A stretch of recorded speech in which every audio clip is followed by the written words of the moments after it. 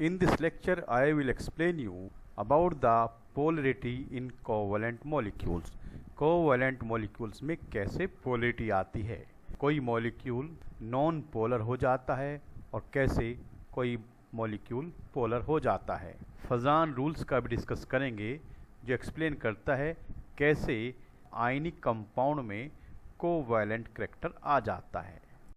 Polarity of covalent bonds, जब different electronegativity वाले दो एटम कोवैलेंट बॉन्ड बनाते हैं तो इलेक्ट्रॉन डेंसिटी जो कि शेयर्ड पेयर की है किसी एक एटम की ओर डिस्प्लेस हो जाती है और जिस एटम की ओर डिस्प्लेस होगी वो होगा more electronegative atom. And this more electronegative atom जो कि बॉन्डेड तो है ही हो जाएगा पार्शियली निगेटिवली चार्ज और उतना ही कम इलेक्ट्रोनेगेटिविटी वाला बॉन्डेड एटम बन जाएगा partially positively charged, and this one is said to be polarization, or in such a condition the bond will become polar covalent bond. Look here, A and B are two atoms जिनमें से A की electronegativity कम है और B की electronegativity ज़्यादा है।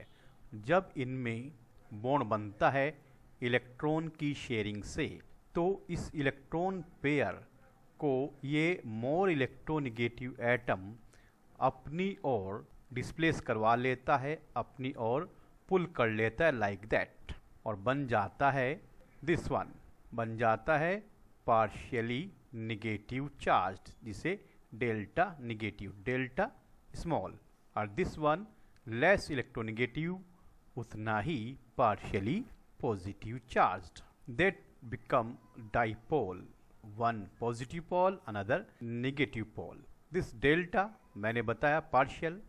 अब HCl के एग्जाम्पल में क्लोरीन पार्शियली निगेटिव चार्ज चूँकि शेयर्ड पेयर को अपनी ओर अट्रैक्ट कर पाएगा, क्लोरीन की इलेक्ट्रोनेगेटिविटी हाइड्रोजन से ज़्यादा होती है।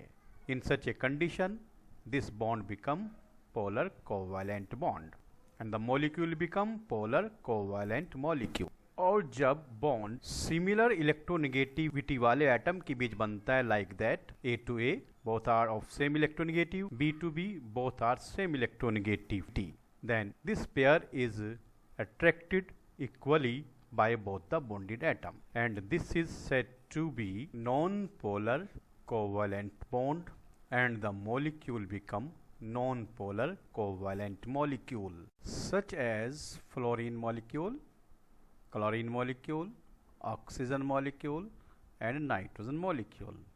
All these are non-polar covalent molecule. The polarity is measured in terms of dipole moment which is equal to the product of charge on any of the species multiply by the bond length of these two bonded atom. Q charge in coulomb, R distance in meters. Unit of dipole moment of a bond is dBA. 1 dBA is equal to 3.33564 into 10 to the power minus 30 coulomb meter. Dipole moment is represented by a cut arrow from lower electronegative bonded atom to higher electronegative bonded atom such as in HCl molecule जो कि covalent polar molecule है। यहाँ chlorine की electronegativity ज़्यादा है hydrogen से, hydrogen की कम है, तो this cut arrow represent dipole moment hydrogen to chlorine, मतलब shared pair is attracted by chlorine. In case of beryllium chloride, both the chlorine atom are partially negative charged and beryllium is partially positive charged. The dipole moment of this bond is this and that is of this. अब both are in opposite direction. तो resultant क्या बनेगा? चूँकि dipole moment vector quantity है opposite direction में, तो ये dipole moment इस डाइपोल मोमेंट को कैंसिल कर देगा और ऑल डाइपोल मोमेंट बनेगा 0, क्योंकि कई सारे पोलर कोवैलेंट बॉन्ड होने के बावजूद भी पॉलीएटॉमिक मॉलिक्यूल पोलर भी हो सकता है, नॉन पोलर भी। पोलर कब होगा? जबकि सारे जो पोलर बॉन्ड हैं उनके डाइपोल मोमेंट्स का रिजल्टेंट 0 न हो। नॉन पोलर कब होगा? जब सभी पोलर बॉन्ड्स का वेक्टर सम यानी रिजल्टेंट हो जाए 0। In this case of beryllium chloride, net dipole moment is equal to 0 and we can say this one is non-polar molecule. In case of beryllium trichloride, all are the same angles of 120 degree. So net dipole moment of these two bonds, this one, this and this, is that जो कि cancelled by the dipole moment of this polar bond. तो overall net dipole moment 0 आता है. That is why this BCl3 molecule is non-polar in spite of 1, 2, 3 polar covalent bond, चूँकि resultant यहाँ पर आ गया है 0. Now look at this water molecule. In this water molecule, the bond angle is of 104.5 degree. Oxygen is more electronegative than hydrogen. That is why क्या होगा कि shared pair है दोनों बॉन्ड का ऑक्सीजन की ओर डिस्प्लेस हो जाएगा, क्योंकि ऑक्सीजन की इलेक्ट्रोनेगेटिविटी हाइड्रोजन से ज़्यादा होती है. Oxygen partially negative charged atom बन गया है और दोनों हाइड्रोजन हो गए हैं partially positively charged. Dipole moment hydrogen to oxygen दोनों का. अब इन दोनों का रिजल्टेंट डाइपोल मोमेंट क्या बनेगा? That will be this and that is of the dipole moment of lone pairs. तो ओवरऑल डाइपोल मोमेंट आएगा 1.85 dB, चूँकि इन दोनों बॉन्ड्स का रिजल्टेंट डाइपोल मोमेंट जो यहाँ पर होगा वो इन लोन पेयर्स की डाइपोल मोमेंट के साथ एडिशन में आ जाता है, because both achieve the same direction. इन दोनों का रिजल्टेंट ये this one and this one become in a same direction. In this molecule of carbon tetrachloride CCl4 carbon tetrachloride में क्लोरीन की इलेक्ट्रोनेगेटिविटी कार्बन से ज़्यादा है, तो दिस बॉन्ड को ऐसे रिप्रेजेंट करेंगे डाइपोल मोमेंट, दिस बॉन्ड का like that, this bond like that and this bond like that. तो यहाँ पर सारे बॉन्ड पेयर्स क्लोरीन की ओर मूव कर रहे हैं, डिस्प्लेस हो रहे हैं. दैट इज बिकॉज चूँकि क्लोरीन कार्बन से ज़्यादा इलेक्ट्रोनेगेटिव होता है. अब यहाँ इन तीनों का resultant this one and that will be subtracted from the dipole moment of this. तो यहाँ पर net dipole moment हो जाता है 0 and that is why this molecule become non-polar. 1, 2, 3, 4 polar covalent bond होने के बावजूद भी ये molecule बन जाता है non-polar covalent molecule. These two molecules, ammonia NH3 and nitrogen trifluoride NF3, दोनों की ज्योमेट्री एक जैसी है, फिर भी इनके डाइपोल मोमेंट डिफरेंट हो जाते हैं. दैट इज़ बिकॉज दोनों molecule NH3 and NF3 same structure के हैं, लेकिन डाइपोल मोमेंट डिफरेंट होते हैं. That is because nitrogen compare में हाइड्रोजन कम इलेक्ट्रोनेगेटिव है, जबकि नाइट्रोजन कंपेयर में फ्लोरीन ज़्यादा इलेक्ट्रोनेगेटिव होता है. अमोनिया का dipole moment 4.9 into 10 to the power minus 30 is more than that of the dipole moment of NF3, that is 0.8 into 10 to the power minus 30 coulomb metre. चूँकि nitrogen की compare में hydrogen कम electronegative है, तब इन तीनों NH bonds का जो resultant dipole moment है वो इस लोन पेयर के डाइपोल मोमेंट की डायरेक्शन में होगा और दोनों ऐड हो जाएंगे. In another case that is of NF3, fluorine is more electronegative than nitrogen. तो उस कंडीशन में ये जो तीनों बॉन्ड हैं इनका डाइपोल मोमेंट होगा नाइट्रोजन से फ्लोरीन की साइड लाइक दैट.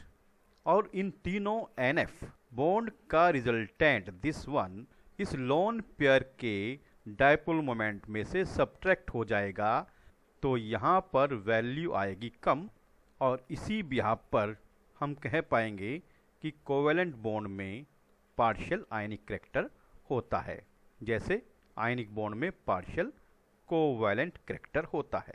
जितना कोवेलेंट बॉन्ड में बॉन्डेड एटम की इलेक्ट्रोनेगेटिविटी डिफरेंस ग्रेटर होता जाएगा, उतना ही कोवेलेंट बॉन्ड में पार्शियल आयनिक करैक्टर आता जाएगा. जबकि आयनिक बॉन्डेड वाले एटम की इलेक्ट्रोनेगेटिविटी में जितना डिफरेंस कम आता जाएगा उतना ही उसमें कोवैलेंट करैक्टर अवेलेबल हो जाएगा।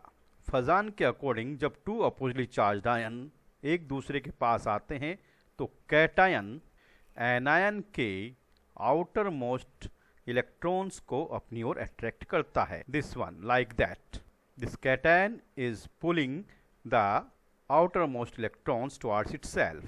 कैटायन का एनायन के आउटर इलेक्ट्रॉन्स को अपनी ओर अट्रैक्ट करने वाला this process is known as polarisation. इस तरह जब पोलराइजेशन डेवलप होता है तो पॉजिटिव और नेगेटिव दोनों चार्ज डिक्रीज हो जाते हैं। कैटायन का एनायन को इस तरह अपनी ओर पुल करना होता है polarisability. This polarisability is responsible for the development of covalent character in ionic compounds. तो जो पोलराइजेबिलिटी आई है इसी वजह से आयनिक कंपाउंड में कोवैलेंट करैक्टर आ जाता है। एक्सटेंट ऑफ पोलराइजेशन कितना होगा, ये आयनिक करैक्टर के इन्वर्सली प्रोपोर्शनल। जितना आयनिक करैक्टर ज़्यादा उतना पोलराइजेशन कम, जबकि कोवैलेंट करैक्टर जितना ज़्यादा होगा पोलराइजेशन उतना ही ग्रेटर हो जाता है। For example lithium chloride and sodium chloride both are ionic, लेकिन लिथियम क्लोराइड में कोवैलेंट करैक्टर ज़्यादा है in compare to sodium chloride. That is because of the smaller size of lithium. Cation का size जितना smaller होगा उतना ही ionic compound में कोवैलेंट करैक्टर ग्रेटर हो जाता है। Polarisation is inversely proportional to the size of cation. चूँकि स्मॉल कैटायन एनायन के इस इलेक्ट्रॉन क्लाउड को आसानी से डिस्टॉर्ट कर देता है। एनायन का साइज जितना ग्रेटर होगा आयनिक कंपाउंड में कोवैलेंट करैक्टर उतना ही ग्रेटर हो जाता है। जो कैटायन का स्मॉलर साइज रिस्पॉन्सिबल है तो एनायन का लार्जर साइज। चूँकि लार्जर साइज ऑफ एनायन को कैटायन जल्दी इजीली क्या करेगा, जो उसके सराउंड इलेक्ट्रॉन क्लाउड है उसको इजीली डिस्टॉर्ट कर पाएगा, जबकि एनायन का साइज लार्जर हो। For example sodium iodide and sodium chloride. तो यहाँ पर सोडियम तो दोनों में सेम है, कैटायन का साइज सेम, लेकिन क्लोराइड की कंपेयर में आयोडाइड का साइज ग्रेटर होता है, चूँकि आयोडाइड में 2 शेल्स एक्स्ट्रा होते हैं इन कंपेयर टू क्लोराइड। तो क्या करेगा, सोडियम क्लोराइड कंपेयर में आयोडाइड के जो इलेक्ट्रॉन क्लाउड है ये इसको ज़्यादा डिस्टॉर्ट करेगा, अपनी ओर पुल कर पाएगा, जिससे इलेक्ट्रोनेगेटिव डिफरेंस कम हो जाएगा। इस सोडियम आयोडाइड जो कि आयनिक है इसमें कोवैलेंट करैक्टर इंक्रीज हो जाएगा in compare to the covalent character in sodium chloride. Thus we can say polarizability is directly proportional to the size of anion। जितना एनायन का साइज ज़्यादा होगा उतना ही कैटायन को एनायन के इलेक्ट्रॉन क्लाउड को डिस्टॉर्ट करने में इजी होगी, आसानी होगी। Covalent character charge on cation and anion पर भी डिपेंड करेगा। आयनिक कंपाउंड में एनायन या कैटायन पर जितना ज़्यादा चार्ज होगा उसमें कोवैलेंट करैक्टर उतना ही ज़्यादा हो जाएगा।